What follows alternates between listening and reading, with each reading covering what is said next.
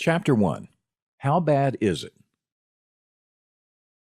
Tom Anderson could see the smoke rising from the manufacturing floor long before he reached the site of the explosion. But even the clouds of steam that belched from the broken machine couldn't prepare him for what he saw when he got there. The machine wasn't just broken. It seemed to have been obliterated. Through the rolling mist, he could make out a gigantic hole flanked by twisted metal. Shards of glass crunched under his feet. His partner, Jim Travers, was there already. He looked up as Tom approached. "How bad is it?" Tom asked. Jim shook his head. "This one's a total loss," he said.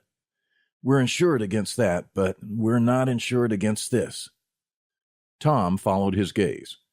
Almost miraculously, none of the equipment nearby had been damaged in the explosion. But none of it was working, and neither were their people, who stood in clusters in the aisles, talking amongst themselves. Columns of numbers began to run through Tom's mind. He and Jim had taken over the medical device company only 2 weeks ago. They had sunk everything they had into it. Helen Harris, one of the savviest private equity investors in their field, had financed the rest based on Tom and Jim's successful track record as managers at a similar operation, one where they had had no ownership at all. Their business plan was aggressive but lean. Tom knew it couldn't withstand a shutdown for long. Jim sighed. "Well, at least no one got hurt." A shock went through Tom.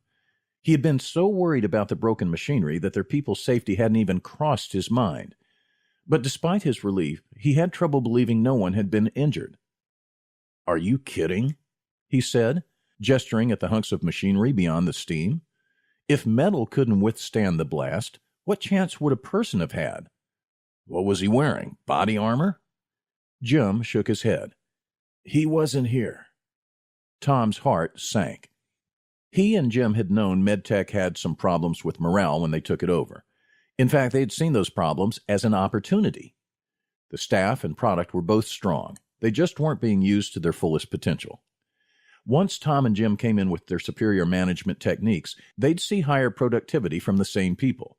At least, that's how the theory went. Their business plan involved changes they hoped would put them in the running for some regional Best Employer awards. They'd already put a pair of vintage pinball machines in the employee lounge, installed a micro kitchen, and started providing healthy snack foods free of charge. But it looked like they had a problem here that went deeper than games and snacks could solve. "Why not?" Tom asked. "Where was he?"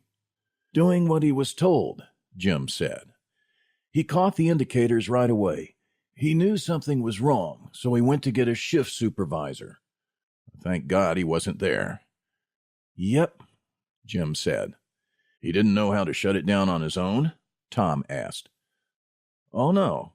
He probably knew better than anyone in the plant. He does it at the end of every shift. But he wasn't authorized. Only the manager could shut it down mid-shift." "And in the meantime, the machine blew." Jim nodded. Tom let out a long breath. "That's crazy." "You're telling me," Jim said. Tom glanced around at the clusters of workers in the aisles. One man glanced back at him and then quickly averted his eyes, as if he was worried any contact with the boss might lead to trouble. Tom recognized the look.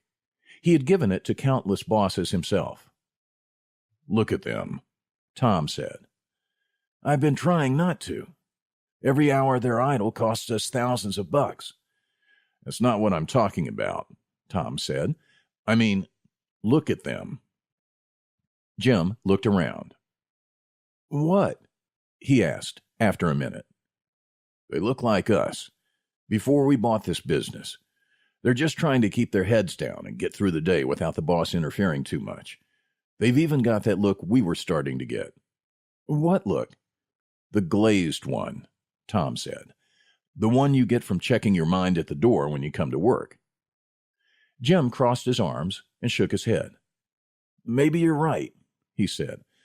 "But I've got to get a technician in here to fix this thing, or find us a new machine, preferably for free. I don't think the mood of our employees is our biggest worry at this point."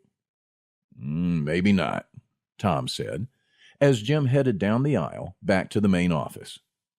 But as Tom followed Jim, it wasn't the broken machine that stayed stuck in his mind. It was the faces of their people. They knew how to get a machine into good working order, even if it was an expensive hassle. But people weren't machines. They were a lot more complicated, and they didn't come with a simple handbook. What about them? He wondered.